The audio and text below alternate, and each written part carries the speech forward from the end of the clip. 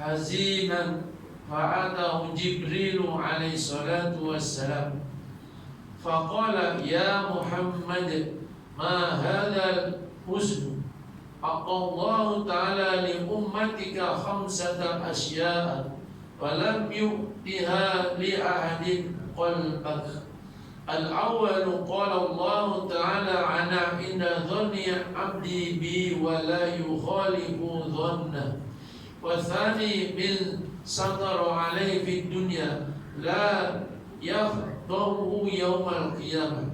Wa thalithu lam yulaq 'ala ummatika babu taubati ma lam yughayyir. Wa rabi'u man ata bimil'il ardi khati'atan yaghfiruha Allahu lahu ba'da ayyakun la ilaha illallah Muhammadur Rasulullah. Wal khamisu yarfa'u 'adaba 'anil amwati bi du'a'il ahya. Al-hadis. Alhamdulillah. Yang maksudnya bahawa sesungguhnya baginda Muhammad sallallahu alaihi wasallam pada suatu hari sedang duduk dalam keadaan gelisah, resah, gelisah. Kita mungkin pernah satu masa resah, gelisah, duitnya hilang ataupun apa jugalah masalah. Kita resah gelisah kerana masalah dunia. Kalau yang sedang bercinta, awetnya lah lari. Di mana kita resah, gelisah, makan tak lalu, tidur tak lena, mandi tak basah, resah, gelisah. Tetapi Nabi Muhammad pun pernah berlaku pada diri beliau. Satu masa kata dalam hadis ini dia dalam keadaan gelisah. Maka biasanya kalau orang gelisah ni memerlukan pertolongan, bantuan, nasihat. Kalau kita ya kawan, kalau kita seorang suami, kalau kita sedang gelisah, mungkin masalah ekonomi, masalah apa, biasanya isteri akan memujuk supaya kita bersabar. Tetapi Nabi Muhammad didatangi oleh malaikat Jibril alaihi salatu wassalam. Malaikat Jibril ini tuan-tuan adalah ketua segala malaikat. Malaikat Jibril ini ketua segala malaikat yang berani untuk memberikan, memujuk, menggembirakan hati Nabi Muhammad. Apa kata Jibril? Ya Muhammad, apa arti susah gelisah? Apa kau susah gelisah? Apa kau susah lagi? Jibril tak? Tadi itu bahasa kasar kita tak? Apa kau rasa susah lagi? Kau dah dijamin surga, kau dah tak ada dosa. Sedangkan itulah matlamat kita hidup ni, nak cari besok supaya apa? Kita selamat menjadi ahli surga. Sedangkan Nabi Muhammad telah dijamin oleh Allah ahli surga. Apa nak susah lagi? Apa nak susah lagi? Kalau kita fikir-fikirlah. Tapi Nabi Muhammad tidak seperti itu. Sedangkan Allah Ta'ala telah memberikan kepada umatmu 5 perkara, dan belum pernah diberikan kepada salah seorang umat pun sebelum umatmu. Engkau paling untung. Engkau paling untung dengan umat kau. Allah Ta'ala beri keistimewaan yang sebelum umat terdahulu pun tak dapat. Umat Nabi Adam ke, Nabi Nuh ke, Nabi Ibrahim tak dapat. Tapi umat kau dapat 5 keistimewaan yang dijanjikan oleh Allah. Sebab itulah Nabi Muhammad ni, kan kita sejumpa semua orang tahu, semasa di akhir ujung nyawanya, apa yang dipikirkan? Ummati. Kalau kita sekarang pemimpin, kan memang pemimpin Amirul Mukminin, pemimpin orang beriman. Kalau pemimpin sekarang ini, siapa yang dipikirkan? Perutku, anakku. Yang mana perlu dipikirkan umat aku lantang pada tak makan. Itu pemimpin sekarang mana jauh sangat dengan sifat-sifat seorang pemimpin yang ditunjukkan oleh Rasulullah sallallahu alaihi wasallam. Sebab itu ketika zaman beliau, dunia di Islam 1/3. Islam memerintah ketika Nabi Muhammad berapa? 1/3 dunia dikuasai oleh orang Islam. Sebab pemimpinnya seperti itu. Jadi kalau dah kita sebagai rakyat, pemimpinnya itu kita sokong darah pemimpin. Pemimpin aja perang angkat parang memberani betul. Kalau anak kita macam kita berperang mati, anak kita dibela, isteri kita dibela. Apa takut dengan kita mati syahid menegakkan agama Allah. Itu yang orang takut. Ketika kemuncak pemerintahan Islam 1/3 dunia dikuasai oleh Islam. Tapi sekarang Islam tadi dipersenjakan dengan semangat. Sebab yang atas berhak menjaga ciri-ciri seorang pemimpin. Diberi kuasa, jadi maklumlah nanti orang-orang salah faham pula. Kita TSD sudah tengok apa berlaku. Tak, orang langsung tak. Dulu kita dengan tengok dengan Singapura, kita dulu nak belanja kat Singapura sebab duit kita tinggi. Sekarang berapa punya jauh. Mana itu penghinaan. Kuncinya orang kita juga yang melakukan kesilapan.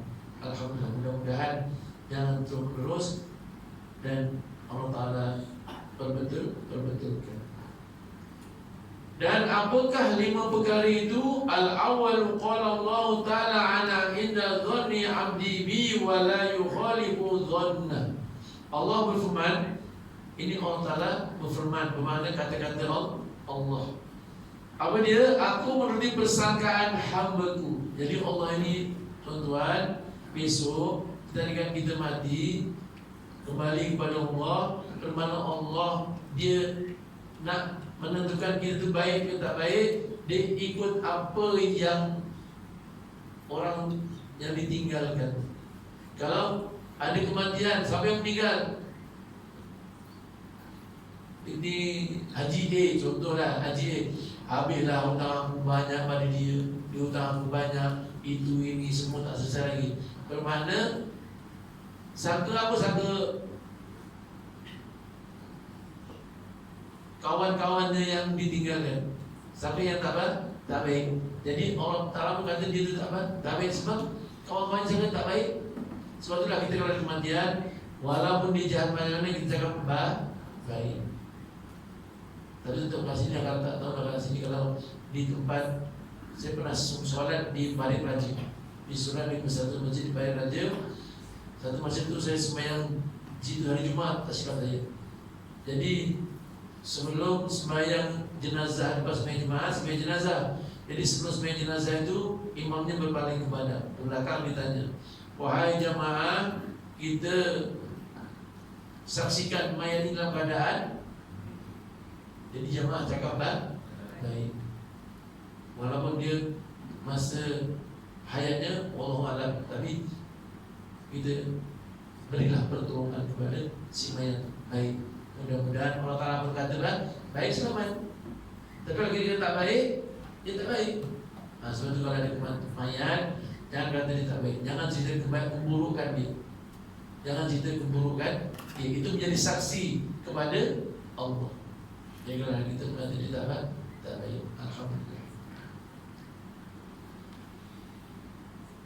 Dan dia Allah tidak bertikai terhadap persangkaan itu. Dan Allah Ta'ala tak ada pertikaikan. Kalau hambanya, kawan-kawannya kata dia tak baik, dia banyak hutang, banyak penipu, itu ini semua ini, Allah Ta'ala pun itulah yang akan dihukum. Allah Ta'ala tidak bertikai terhadap persangkaan hambanya. Alhamdulillah. Jadi mudah-mudahan kita jangan melakukan sebegitu kepada si mayat zaman kita. Walaupun dia kalau dia ada hutang pun setelah RM10 halalkan aja lah. Tapi kalau RM10,000 penting juga. Kalau RM10,000 itu boleh halal. Kalau RM10,000 ya, kena jumpa ahli keluarganya. Kan Biasanya kalau di kematian kan ada seorang wakil, sekiranya mainnya ada hutang piutang, kena bermusyawarah dengan ahli keluarganya, warisnya yang terdekat. Kalau kita tak puas hati kita, tapi kalau warisnya pun tak ada duit juga, ialah lebih baik dihalalkan. Mudah-mudahan selamat mayat itu. Kalau tidak, tergantung. Itulah kita hidup ni sebelum mati jangan sampai tinggalkan hutang. Hutang itulah yang tidak akan menyelamatkan kita besok di hari pembalasan. Selagi kita tak jelaskan hutang, ke makna duit. Besok tetap ke akhirat kena bayar juga. Tapi tak akhirat tak bayar duit. Nanti kita jadi bankrupt. Kita masih hidupnya sembahyang jamaah, majlis ilmu, pergi haji, pergi umrah, kan banyak pahalanya. Tapi meninggalkan hutang, besok dekat sana dituntut, hutang aku 500, kena bayar sembahyang 500 waktu. Habislah sembahyang kita, diambil dengan orang yang kita berhutang. Tetap kena bayar, tapi tak bayar pakai duit. Bayangkan kalau sembahyang 500 waktu, kena ambil, tak bankrupt kita. Sehingga itulah yang berguna besok di hari pembalasan. Jadi mudah-mudahan kita jangan sampai meninggalkan hutang. Kalau hutang sebelum mati kan bayar, kalau tak boleh bayar pun minta halalkan. Dijumpa minta halalkan. Alhamdulillah. Itu yang pertama. Yang kedua, wasani man sadara alaihi fid dunya la yadhahu yaumal qiyamah. Barang siapa yang menutup aib orang lain di dunia ini, maka aibnya tidak akan dibukakan di hari kiamat. Jadi tuan-tuan, satu peluang untuk kita besok tidak dibuka aib kita oleh Allah di hari pembalasan. Kan kita sedia maklum besok satu masa di hari perbicaraan, seorang demi seorang kena panggil. Itu suatu lama. Setengah riwayat mengatakan 50,000 tahun di padang mahsyar. Daripada umat Nabi Adam sampai umat Nabi Muhammad sampai besok hari kiamat, seorang demi seorang di perbicaraan. Contohnya inilah, seorang naik kat pentas. Sekarang ni perbicaraan Ali bin Ahmad contohlah, naik kat pentas. Lepas tu buka videonya daripada kita balik sampai kita mati, video. Lepas tu barulah nampak masa umur kita 18 tahun, musim durian, kita mau pikul buni, curi durian, keluar gambar. Yang kebun yang kita curi itu, rupanya kau yang curi. Tak boleh lah. Faman ya'mal misqala dzarratin khairan yara. Semua akan ditunjuk bermula daripada kita balik sampailah kita menghembuskan nafas yang terakhir. Apa yang kita buat akan ditayangkan balik untuk dinilai. Tetapi ini peluang. Kalau kita masa hidupnya kat dunia kita tidak suka mencerita aib orang, tidak suka membuka aib orang, besok Allah Ta'ala mentutup aib kita. Kalau curi durian tak apa, kalau tengah ngendap orang, masa budak dulu ngendap orang mandi, ngendap orang dalam mandi. Itu contoh. Semua akan keluar. Tapi tuan tak pernah ada. Tuan tak pernah diam aja lah. Jadi begitu. Walaupun kalau kita buka video tu, batuk ada keluar tak? Kalau kita tengah rakam, ada tak dekat video tu? Batuk pun ada besok. Itu gambaran besok pembicaraan di Yaumil Mahsyar. Begitu. Semua akan ditayangkan perbuatan kita. Tak ada satu pun yang tersembunyi. Jadi cara nak mengelakkan supaya Allah Ta'ala tak buka aib kita, sekarang kita kat dunia jangan suka mencerita aib orang. Sebab mencerita aib orang ni, mencerita keburukan orang ni, tak payah belajar, tak payah kursus, tak payah datang majlis ilmu, pandai tu. Tak payah mengaji. Memang cerita aib orang ni. Apalagi kita duduk kat warung 1 jam kena teh tarik dengan roti telur, satu taman semua tak betul.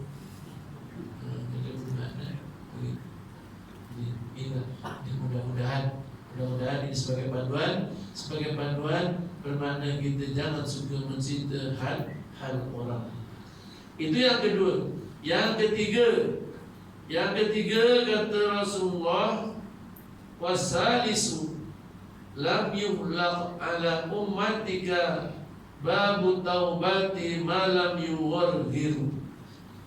Kelebihan umat Nabi Muhammad yang tidak diberi kepada umat lain, tidaklah ditutup untuk umatmu pintu taubat. Untungnya kita ni, pintu taubat untuk kita ni tidak ditutup. Bermakna maksudnya bila-bila masa kita kalau minta, diperkenankan oleh Allah. Sebab tak ditutup, pintu taubat sentiasa terbuka. Sebab itulah setelah kita digalakkan sembahyang jamaah. Sembahyang jamaah paling tidak kalau kita sembahyang jamaah lepas salam imam akan ajak istighfar, minta ampun kepada Allah. Astaghfirullahaladzim alladzi la ilaha illa huwal hayyul qayyum wa atubu ilaih. Tidak 3 kali berjamaah pula tu. Bermakna kita minta ampun kepada Allah dan kita bertaubat apa kesalahan-kesalahan yang kita lakukan. Cuba kita sembahyang kat rumah. Kerana tak sempat ke? Assalamualaikum warahmatullahi, Assalamualaikum warahmatullahi. Kering kita telefon berbunyi dah cabut. Istighfar tak sempat, doa pun tak sempat. Tapi kalau dekat surau, dekat masjid, selamat tak kita? Itulah kita digalakkan. Jadi tadi saya berbincang dengan ada seorang bab sembahyang jamaah. Dia kata, bukan tak sembahyang. Saya sembahyang kata dia. Tetapi cuba kau buka Al-Quran. Memang kita laki-laki dah sembahyang semua sembahyang. Tetapi macam mana sembahyang dituntut kita seorang laki-laki? Buka Al-Quran surah Al-Baqarah ayat ke-43. Semua orang tahu apa ayat ini. Pendek aja. Bismillahirrahmanirrahim. Wa aqimus salata wa atuz zakata warka'u ma'ar raki'in. Dirikanlah salat, keluarkanlah zakat, warka'u ma'ar raki'in. Rukulah yang berjamaah bersama-sama orang yang rukuk. Sebab apa? Sebab saya tengok tu dia belajar juga, berguru juga. Tapi gurunya pun tak sembahyang jamaah. Saya cakap, kau nak belajar dengan orang, kau tengok guru. Kalau guru tak sembahyang jamaah, kau pun nanti ikut tak sembahyang jamaah. Sebab saya lebih besar diingatkan oleh guru saya. Saya ingat lagi sampai sekarang. Tahun saya sebelum berpisah dengan dia, saya setelah belajar dengan dia 12 tahun, tahun 2007 saya keluar dari madrasah tu. Guru saya tak bagi duit. Di Mesir tak bagi duit. Saya belajar dari 12 tahun, duduk mondok dengan dia. Sebelum saya pindah tu, saya ingat sampai sekarang. Dia pesan, engkau pergi mana, pergilah cari kehidupan. Dia lepaskan saya pergi. Setelah saya dah belajar dengan dia, maka kau pergilah ke mana dan carilah kawan, carilah guru, carilah teman, kata dia. Tetapi syaratnya 2 je. Kau jangan sampai tinggal 2 perkara ini. Kalau kau boleh jaga, selamatlah kehidupan kau dunia akhirat. Tapi kalau kau ini 2 tak boleh jaga, saya tak jamin. Kata guru saya. Apa dia? Sembahyang jamaah, majlis ilmu, itu je. Amalkanlah. Sembahyang jamaah, majlis ilmu. InsyaAllah kau akan jadi baik. Kalau kau nak cari guru pun, cari kawan ke, kalau dia ajak kongsi berniaga ke, kalau dia sembahyang jamaah boleh, kalau tak sembahyang jamaah jangan. Kira kalau kawan nak ajak berniaga, kita baru-baru ni saya dapat laporan daripada keresahan seorang daripada Kuala Lumpur datang madrasah. Ustaz, saya baru pencen ni, dapat duit dalam 300,000 ke 400,000, tetapi habis semuanya. Kawan ajak kongsi niaga, habis kerja 60, 30 tahun, 40 tahun, dapat duit pencen, orang terhantar ajak kongsi niaga, habis. Jadi kita kalau nak tengok orang tu baik ke tak baik, kalau kita nak dipinang oleh seseorang, tengok solat jamaah. Walaupun kayanya macam mana, walaupun handsome-nya macam mana, kalau tak sembahyang, fikir 3-4 kali dulu. Macam mana kalau dia nak jaga anak aku, nak jaga besok keturunan dia, anak cucu aku, kalau dia dengan hubungan dengan Allah tak boleh jaga. Jadi tuan, ayo pegang pesanan guru saya ini. Kita dah tulis sembahyang jamaah jangan diabaikan. Sembahyang jamaah jangan sekali-sekali diabaikan. Inilah sebagai pandesin kita sebagai orang yang beriman. Ayo sama-sama kita jaga. InsyaAllah kalau kita jaga itu, rezeki kita akan dijamin oleh Allah. Wa yarzuqhu min haitsu la yahtasib. Rezekinya akan dijamin oleh Allah. Daripada mana datang kita pun tak tahu. Daripada mana datang kita pun tak tahu. Rezeki yang dijamin oleh Allah yang termaktub dalam Al-Quran. Orang kata ayat ini ayat 1000 dinar. Kalau kedai digantung. Bukan itu. Disuruh baca, disuruh fahami, dan disuruh amal. Kan wa may yattaqillah, barang siapa yang bertakwa kepada Allah, wa may yattaqillah yaj'al lahu makhraja, barulah Allah Ta'ala akan beri jalan keluar. Tapi syaratnya kena bertakwa. Takwa ni apa? Adalah kena ikut arahan Allah. Jadi saya bacakan ayat itu. Jadi kalau kau sembahyang di rumah, kalau ini Allah Ta'ala kata warka'u ma'arokin, ini Al-Quran. Kalau kau tak ikut, engkar tak? Engkar. Apabila engkar, kemana Allah Ta'ala antar kau? Kalau sampai mati kau engkar, tanah sembahyang jamaah. A'udzubillahi minasyaitonirrajim. Bukan kita bentuk Allah Ta'ala yang dah memberikan cerita dalam Al-Quran. Kalau kau engkar, kau tak ikut arahan aku, warka'u ma'arokin ini bermakna wasiqal ladzina kafaru ila jahannam. Apa lagi? Itu nak dibahas lagi.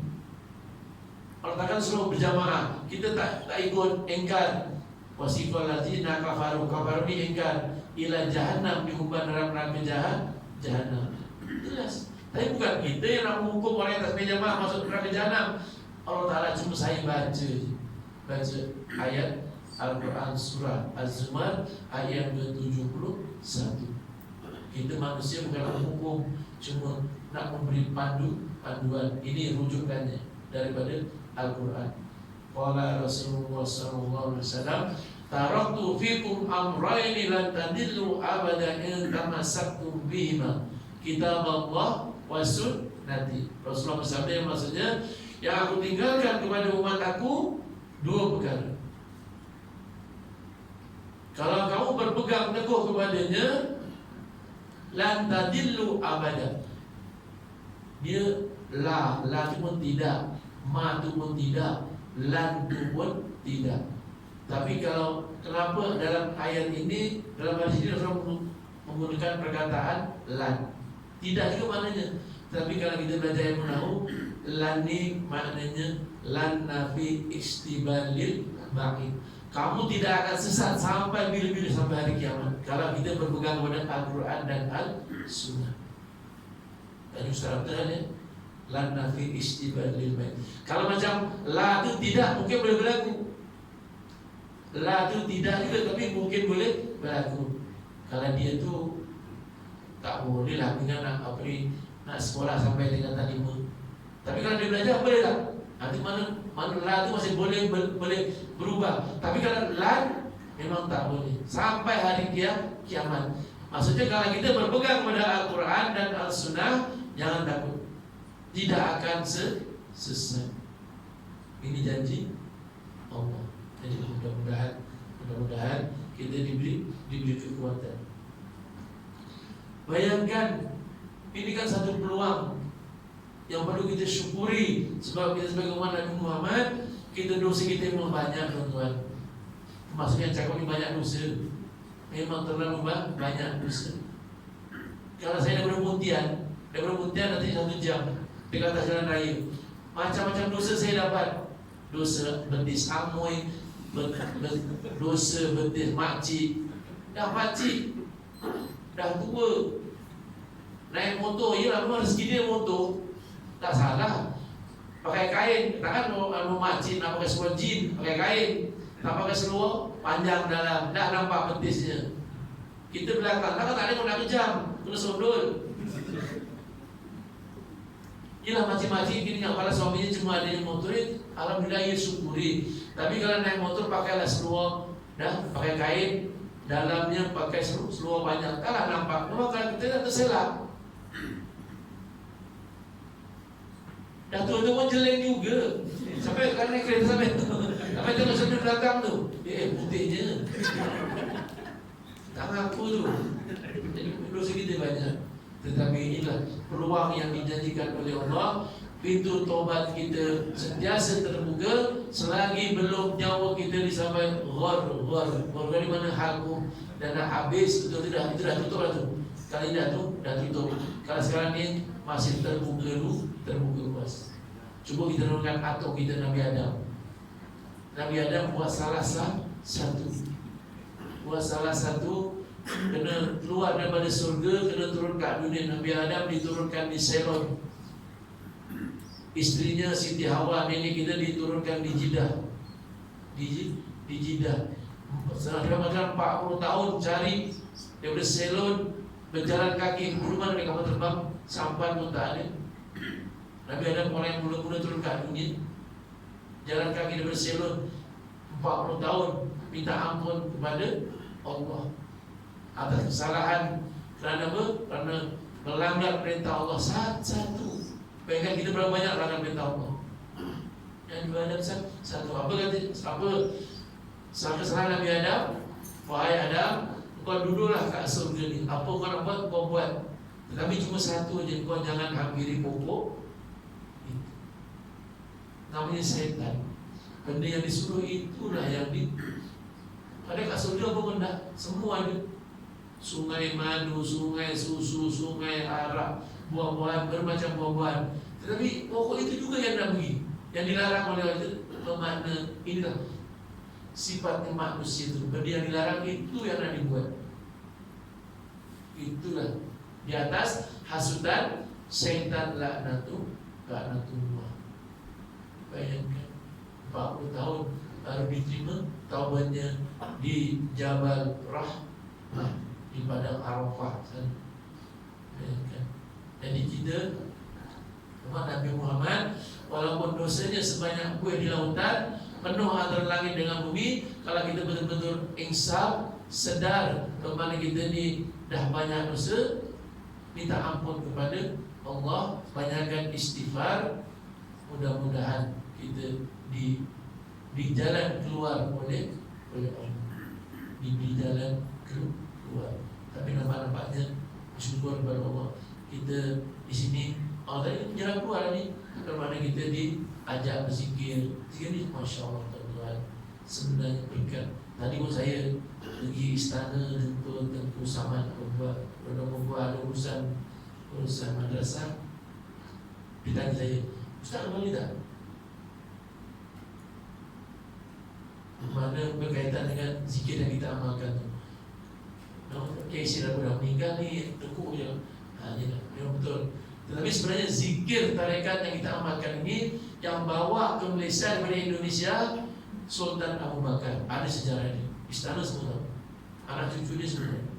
Zikir yang kita amalkan ini, yang membawa kemari daripada Indonesia ialah Sultan Abu Bakar. Dia lengit tempat ni. Itu tanah tu Sultan yang punya tu, depan Petronas gitu. Sampai sekarang masih ada.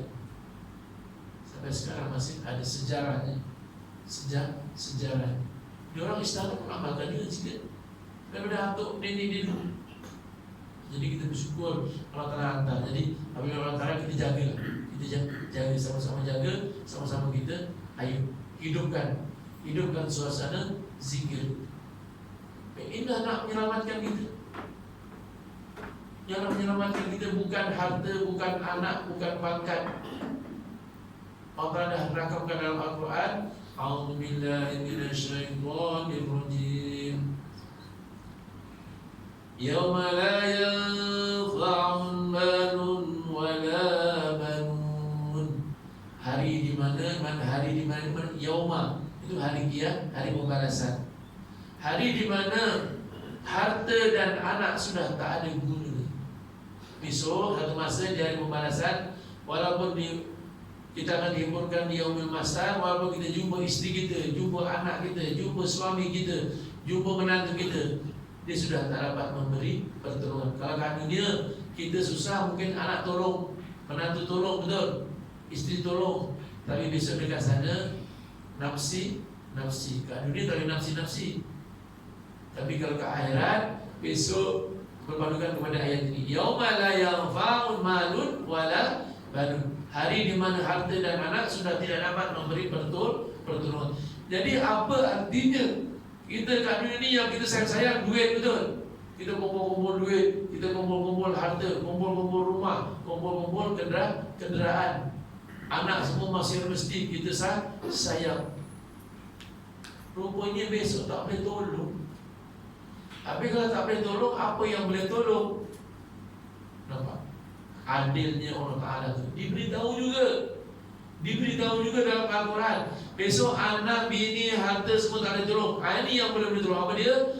Ayat ke-89, illa man atallaha min qalbin salim. Hafalkan ayat ini, pahami, dan kita tahu maknanya. Mudah-mudahan ini akan jadi pedoman kepada kita. Pokoknya harta, pangkat, anak tak boleh tolong.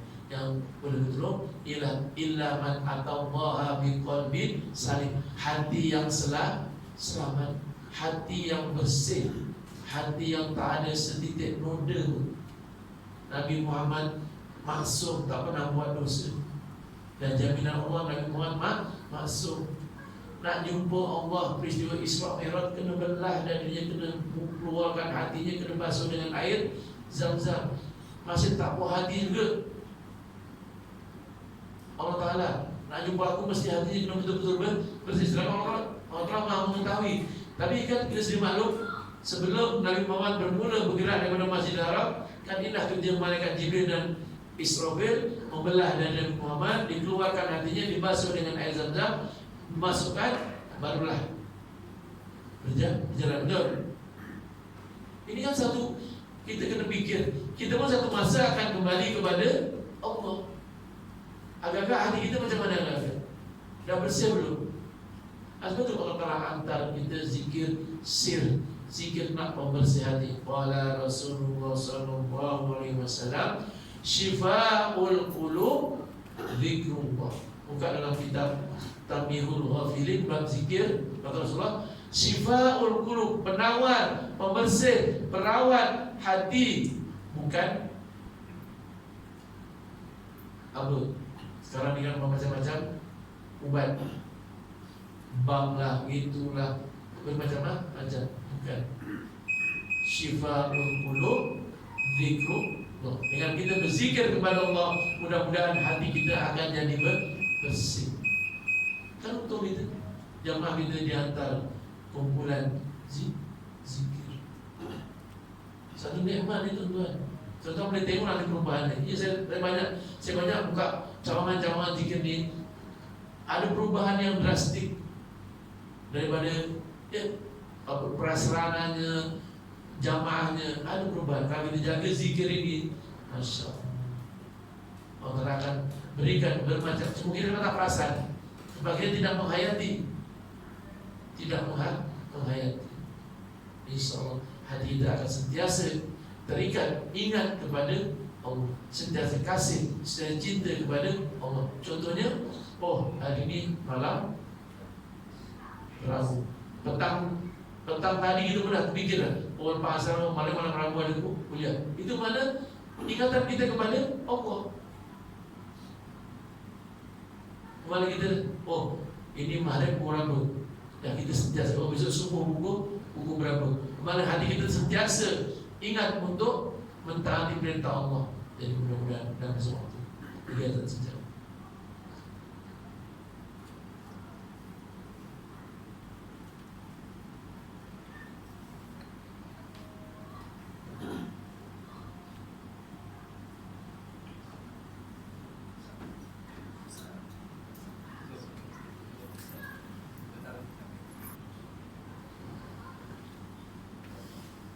Alhamdulillah bersama sikit lagi. Jadi begitulah bermakna keistimewaan umat Nabi Muhammad itu, bermakna pintu taubatnya sentiasa terbuka selagi belum nyawa kita sampai di tenggorokan gor-gor.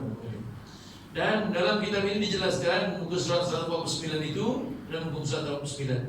Sementara para ilmuwan berkata, para ulama berkata, taubat seorang itu dapat diketahui melalui 4 perkara. Tanda-tandanya kita ni tadi istighfar, setiap waktu kita istighfar. Tanda-tandanya istighfar kita telah diperkenankan oleh Allah, diterima taubat kita oleh Allah itu ada 4. Muka surat 149 yang bawah.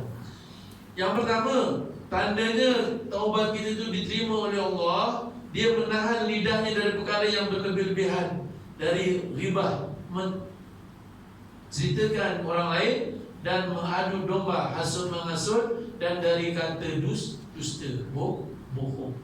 Ini tandanya orang tu dah diterima taubatnya, bermakna dia tak suka cakap banyak, tak suka mencerita aib orang, dan dia tak suka mengadu domba bagi batu api, dan dia tak ada suka cakap bohong.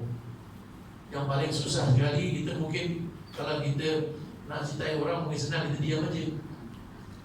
Kalau kita nak menghasut orang mungkin boleh elakkan. Tapi yang paling susah cakap bohong. Macam mana? Tak susah. Kalau jiran kita datang, bang, pakai duit 2,000 bang. Kita tak niat nak cakap, tapi mana ada duit? Mana ada duit tu? Takkan langsung ada duit. Kalau memang betul di mesin tak ada duit, boleh cakap. Tapi ada duit juga, bohong tak tu? Tadi oleh kerana nak meyakinkan supaya dia punya duit, bang punya duit, mana ada duit? Aku tak ada duit. Tapi ada duit. Bohong tak tu? Bohong tak tu? Sebab tu Syekh Abdul Qadir Jalani ingat dalam kitab Al-Waniyah, disebutkan seorang ketua wali Allah, macam mana dia boleh dapat pangkat ketua para wali Allah. Syekh Abdul Qadir Jalani semasa umur dia 15 tahun, dia nak belajar menuntut ilmu. Jadi mak dia zikir yang kita amalkan tu lah, zikir Syekh Abdul Qadir Jalani yang kita amalkan. Sejarahnya, dia nak pergi belajar, nak pergi mondok. Jadi mak dia bekalkan nasi, pagi tu nak pergi bekalkan nasi, lepas tu dia bekalkan duit 15 dirham. Dalam kitab dijelaskan, mak dia bekalkan duit 15 dirham, diikat bawah ketiak. Diikat bawah ketiak sebab zaman dulu kan banyak perampok kan, banyak nyamun. Jadi mak dia ikat duit 15 dirham untuk nak pergi ngaji tu dalam bawah ketiak. Jadi dia jalan nak pergi dari tempat nak belajar tu, sampai tengah jalan betul ditahan penyamun. Ketua penyamun pun, budak kau nak ke mana? Aku nak pergi mengaji. Kau bawa apa? Ni bawa duit, ni bawa nasi. Aku ada bawa duit. Dekat mana? Bawa ketiak. Ketua perompak pun tak percaya. Bohong budak ni. Takkan dia bawa duit, dia beritahu. Dia lepas. Jalan-jalan depan ada penyamun lagi, geng-geng ni juga, tapi grup lain. Tahan lagi, budak, kau nak ke mana? Sama juga jawabannya. Apa kau bawa? Nasi ada bekalan, ni ada duit, ada 15 dirham bawah ketiak. Yang kedua pun tak percaya juga. Budak, lu suruh tanya duit kok mengaku. Dia tak percaya. Jalan lagi, depan yang ketiga pun gitu juga, ditahan, perempuan lagi tahan. Budak, kau apa kau bawa? Ni bekalan, makanan dan duit. Betul. Mana duit? Yuk buka. Betul duit. Dengan takdir Allah, hidayah pun tu turun kepada ketua perompak tadi tu. Masya Allah, budak 15 tahun, budak macam ni cakap jujur. Aku yang dah tua nak mati ni kita menyamun aja. Jadi hidayah turun, jadi baik penyamun tu. Bila dah ketua jadi baik, semua anak murid jadi baik. Saya riwayat yang penyamun yang dapat hidayah tu, anaknya pun jadi wali Allah ni. Berkat cakap jujur tadi tu. Nampak? Syekh Abdul Qadir Jalani. Karena cerita Masya Allah banyak cerita Syekh Abdul Qadir Jalani ni, dia punya zuhudnya. Bayangkan satu masa dia tengah budak-budak mandi sungai dekat muara. Jadi dalam tengah mandi, rupanya dekat Iraq sana banyak buah pokok apple. Jadi tengah-tengah mandi ada buah apple mungkin buah yang dekat ujung sana, pokoknya dekat tepi sungai jatuh sampai ke muara. Saya ada kali pun tengah mandi tengok ada apple. Oh budak tengah mandi kan, lapar kan, nampak apple terus digigit. Sekali dah digigit, dah dikunyah-kunyah, dah makan, baru Allah Ta'ala bagi hidayah. Itu apple siapa yang mau makan? Baru makan sekali apa ni? Sekali makan, baru sekali onggis tu, kemana? Dah Allah Ta'ala bagi kau apple siapa yang mau makan? Takut apabila Allah Ta'ala beri hidayah macam tu, takut terus naik kat tebing, terus naik kat tebing, siapa punya dia? Nak minta halal ni. Jadi kalau kita makan benda yang tak halal, kalau kita makan benda yang tak halal, tumbuh daging, apa yang layak untuk nak makan daging itu? Hanya api neraka saja yang layak untuk nak menyambar daging hasil daripada makanan yang tidak halal. Dia punya takut tu naik dekat tepi sungai, berjalan ke hulu, mana ada pokok apple yang mungkin dicolong ke parit. Jadi jumpa, jangan-jangan jumpa pun pergi, Assalamualaikum. Ada pakcik tu datang, Waalaikumsalam. Ada apa? Ini pakcik, saya tadi, ini betul lah ni, memang sama ni buahnya dengan yang ada ni. Saya dah termakan buah apple pakcik ni, saya minta halalkan. Dah termakan sikit, ini buahnya yang lebihnya ada ni. Dia nak minta halalkan. Kau dah ambil makan buah apple lagi, nak minta halal? Boleh, tapi dengan syarat kau kena kerja dengan aku 4 bulan. Jadi hamba kepada aku 4 bulan, jaga kebun apple ni. Oleh kerana nakkan kehalalan tadi, tak apalah, jadi kuli lah. Jadi hamba 4 bulan. Dah habis cukup 4 bulan. Okey bos, dah 4 bulan dah, kebun dah okey lah, nak balik. Tak boleh lagi. Ini dulu kau kerja dekat kebun, sekarang kau kerja dekat atas rumah, dalam rumah, kerja sebagai pembantu rumah 4 bulan, baru nanti aku bagi halal. Kerja 4 bulan, dah 5 bulan. Bos, dah habis 4 bulan, nak balik. Tak boleh lagi. Engkau kalau nak aku halalkan, kau mesti kahwin dengan anak aku. Kena kahwin dengan anak aku. Tapi anak aku itu bisu. Anak aku itu pekat. Anak aku itu lumpuh, tak boleh jalan. Kalau tuan-tuan jawab betul tak? Dia jumpa nak suruh kahwin dengan anak dari dia, tapi bisu, tapi pekat, tapi tak boleh jalan, lumpuh. Ada pemurah. Nyusahkan aku je. Tetapi saya upload pada jalan punya jujurnya, saya upload pada jalan ini. Tak apalah, kalau itulah cara kau nak menghalalkan apa yang aku dah makan buah apple ini, aku terima nikah. Malam apa tu? Malam pertama masuk bilik tidur, masuk bilik pengantin baru. Siang tadi dah nikah, masuk tidur. Sekali dah masuk bilik je, dah masuk 5 minit, dia pun berlari jumpa bapak mertua dia.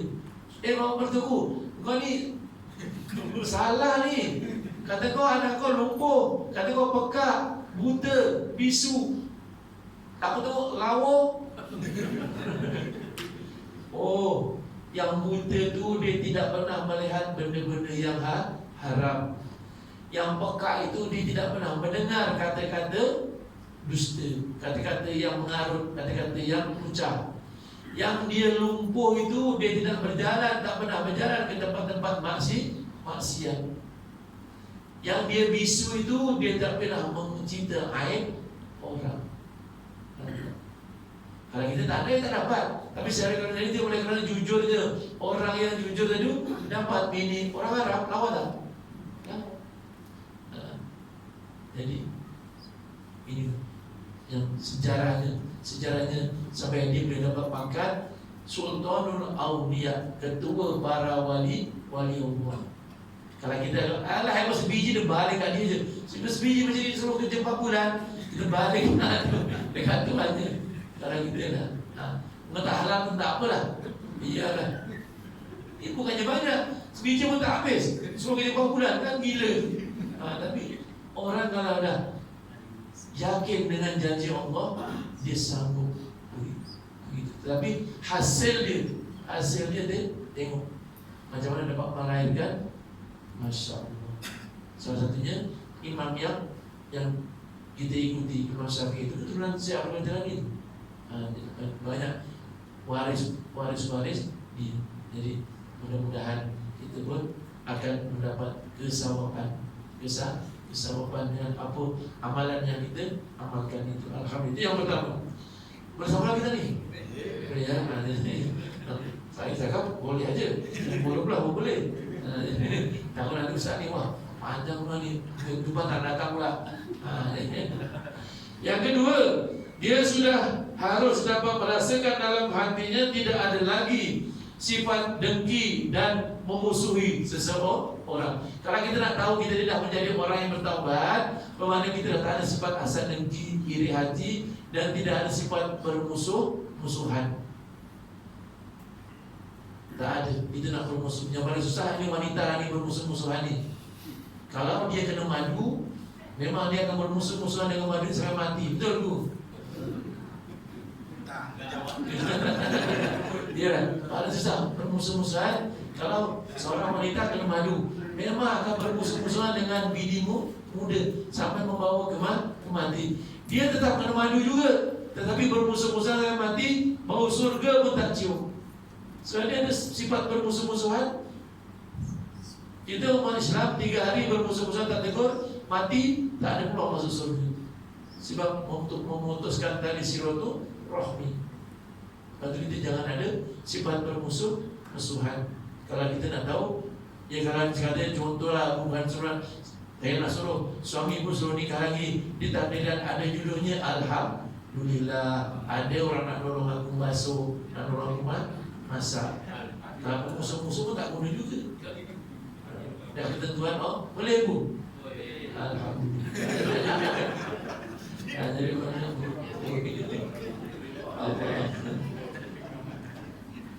Yang ketiga dia menjauhkan diri dari pergaulan dengan orang-orang yang jahat dan tidak akan bergaul dengan salah seorang dari mereka. Tandanya kita ini nak mencari jalan ke arah yang diredai oleh Allah. Bermakna kita berkawan, tengok kawan. Jangan kita main semua borong je. Kalau kita, sebab kawan ni yang mendorong kita mengarahkan ke mana. Kalau kita berkawan dengan orang ahli mancing, kita akan lama-lama akan ikut pergi mancing. Kalau kita berkawan dengan orang cari ayam hutan, lama-lama pun kita ikut cari ayam.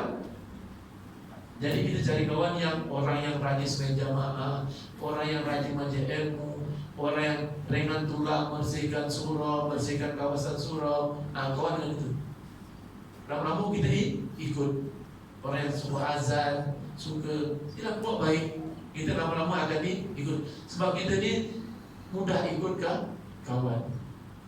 Mudah ikut kawan. Jadi bermakna begitu. Kalau kita berkawan dengan janda, jawab sendiri lah. Jawab sendiri. Lama-lama pun jadi bermakna kan lagu tu, janda tu memang munggu. Minta maaf lah, minta maaf betul. Jadi memang bila kalau kawan boleh terus pergi jauh kamu ambil borak, nikah. Jangan. Dan yang keempat dia selalu siap untuk mati dengan rasa penyesalan terhadap dosa serta memohon keampunan dan dari segala dosa-dosanya yang telah lalu dan bersungguh-sungguh dalam ketaatan kepada Tuhan. Ini tandanya orang yang dah diterima taubatnya. Bermakna kita sentiasa, aku ni kalau tak sampai nyemah, kalau lepas ni mati macam mana? Boleh tak berlaku mati? Cuba kita tengok contoh saudara kita, salah seorang guru saya, iaitu Ustaz Aurudin Koming. Tak ada sakit, tak ada apa, pergi kebun, jatuh, inna lillahi wa inna ilaihi raji'un. Kemana mati, bila-bila boleh mati. Tetapi macam dia mati tak apa, dia dah habis Al-Quran. Kita Iqra pun tak hafal. Bukan Al-Quran, Iqra tuan-tuan. Kan? Tapi macam Ustaz Aurudin Koming ni, Masya Allah, Al-Quran 30 juzuk dalam hati dia, mati pun tak. Jadi inilah yang kita perlu selalu buat persiapan, takut mati datang bila-bila. Dan nampaknya kuman virus ini pun makin mengganas. Jadi itulah kita kena selalu buat persiapan. Alhamdulillah. Dan seterusnya sambungan hadis apa ni yang 5 keistimewaan malaikat tadi. Yang keempat, barang siapa datang dengan membawa tanggungan dosa sepenuh bumi, maka Allah akan mengampuninya sesudah dia membaca La ilaha illallah. Kan zikir kita apa dia? Afdhalu dzikri fa'lam annahu la ilaha illallah. Ditakdirkan lepas kita zikir mati, bermakna dosa kita walaupun sebanyak buah di lautan, penuh antara langit dengan bumi, bermakna diampunkan oleh Allah. Untuk tak ahli zikir. Kalau kita tak ahli zikir, mungkin kita baca la ilaha illallah tu masa tahlil aja. Agak takkan ada dia orang mati ke? Ini dari mana ni? Kalau tak ada tahlil, kalau setahun sekali baru baca la ilaha illallah. Qala Rasulullah sallallahu alaihi wasallam, "Man kana akhiru kalami la ilaha illallah dakhala jannah." Barang siapa yang akhir ucapannya kalimat la ilaha illallah, dijamin surga oleh Allah. Bayangkan. Ini jaminan Rasulullah. Jaminan Rasulullah. Jadi untung kita dah tua-tua ni dapat dipertemukan dalam kumpulan ahli zikrullah. Tapi tak glamour lah. Cuma kalau dikumpulkan dalam ahli apa makrok itu glamour. Mat apalah yang glamour. Masuk TV masuk apa. Ini ahli zikir tak glamour. Tapi kat dunia tak glamour tak apa. Tapi besok kita di akhirat selamat. Selamat. Bayangkan. Ini jaminan Allah. Bukannya sikit dosanya, penuh antara langit dengan bumi. Masya Allah. Oleh kerana kita baca kalimat la ilaha illallah, selamat. Bayangkan. Begininya mungkin sampai mati. Ada yang surau masjid sampai mati, tak pernah ada ahli zikrullah. Allah tak hantar. Allah tak hantar. Jadi pun saya dah telefon tuan guru. Jadi bila-bila tuan-tuan kalau nak lagi mantap, nak lagi amalan yang kita amalkan benar-benar memberi manfaat kepada kita, namanya kita berbaiat. Ada guru datang, macam saya ni sebagai wakil. Ijazah saya cuma membawa memimpin zikir. Dia ada satu lagi guru yang boleh memberi baiat. Macam orang nak masuk gangster, jumpa geng ketua kumpulan tu tak? Ambil apa? Tak tahu lah kalau gangster tak tahu. Gangster pun ambil bayar. Jadi ada, saya pernah telefon, tapi saya lepas PKP lah. Lepas PKP yang kita buat. Dia datang pun bukan apa, cuma itu ditunjukkan. Ini zikir sir, ini apa ni, nanti waktu kolbi sama juga. Tapi dia guru yang ada salah silahnya. Urutannya sampai Rasulullah. Bukan sembarang orang. Tapi orang-orang biasa juga. Tapi dia ada urutan. Mana guru turun kat dia, turun kat dia, siapa kat dia turun. Kan itu. Sumailah min jami' ahli silsilatil qadiri wa nafsabadi wa jami' ahli turuqi wa khususan ila sayyidina wa maulana sultanul awliya Syekh Ar-Rahman Hidayat Muqaddar sallallahu alaihi wa sayyidina Abi Qasim Junaidi wa sayyidina Siri Sekoti wa sayyidina Ma'rufil Quri wa sayyidina Habibi Ajami wa sayyidina Hasan Basri. Hasan Basri adalah wali Allah ni. Ini ada urutan ni. Itu Hasan Basri. Wa sayyidina Yusuf Al-Hamdani wa sayyidina Muhammad Bahai Nafsabadi. Ini itu namanya, kita tarekat Wadah Nafsabandi. Namanya Syekh Barudin Nafsabandi.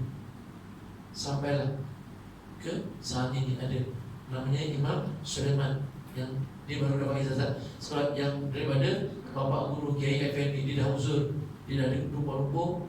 Jadi mana dia serahkan kepada Imam Sulaiman, kawan saya juga. Jadi insyaAllah saya pernah telefon dia. InsyaAllah nanti kalau kita datang, bagaimana kita bayar ni. Kalau kita macam kita sekarang ni macam sedang bertunang, baru bertunang, bawa boleh, pegang boleh tak? Tak boleh, bertunang. Tapi amal boleh, kalau macam zikir boleh. Tapi kalau dah macam bayar ni nikah, dan nikah apa pun dah nikah. Tapi nikah ada tanggung jawab. dah nikah ada tanggungjawab. Kita kerana jadi ahli, kita nak jadi ahli badminton, mesti kena beli raket. Yang kita dah nak masuk jadi ahli badminton tak beli raket, itu mana? Fikir sendiri lah. Jadi mana fikir sendiri. Kita nak masuk ahli kelab basikal, mesti kena beli basikal. Jadi mana kalau kita dah nak jadi ahli, bermakna kita datang berzikir sebulan sekali, bukan hari-hari, sebulan sekali. Mudah-mudahan inilah sebagai jalan torik, jalan untuk kita nak mudah kembali kepada Allah. Jangan takut. Jangan takut. Kalau niat kita semata-mata kerana Allah, semata-mata untuk mencari keredaan Allah. Jangan niat lain. Jangan niat lain. Kalau niat lain saya tak jamin. Kalau niat lain saya tak jamin. Kita niat zikir ini semata-mata untuk mencari keredaan Allah. Semata-mata kita nak menghampirkan diri kepada Allah, supaya sebila masa kita sentiasa ada kontak, ada ingat kepada Allah. Itu saja. Itu saja. Jadi mudah-mudahan sedikit sebanyak yang disampaikan pada malam ini diberkati oleh Allah. Salam dan silap, mohon maaf dan maaf. Auzubillahi minasyaitonir rajim. Bismillahirrahmanirrahim. Allahumma inna nas'aluka 'ilman nafi'an wa qalban khashi'an wa dinan qawiyyan yaqinan shadiqan wa 'amalan mutaqabbalan wa rizqan halalan tayyiban bi rahmatika ya arhamar rahimin. Wa sallallahu ala sayyidina Muhammadin wa ala alihi wa sahbihi wa sallam. Alhamdulillah.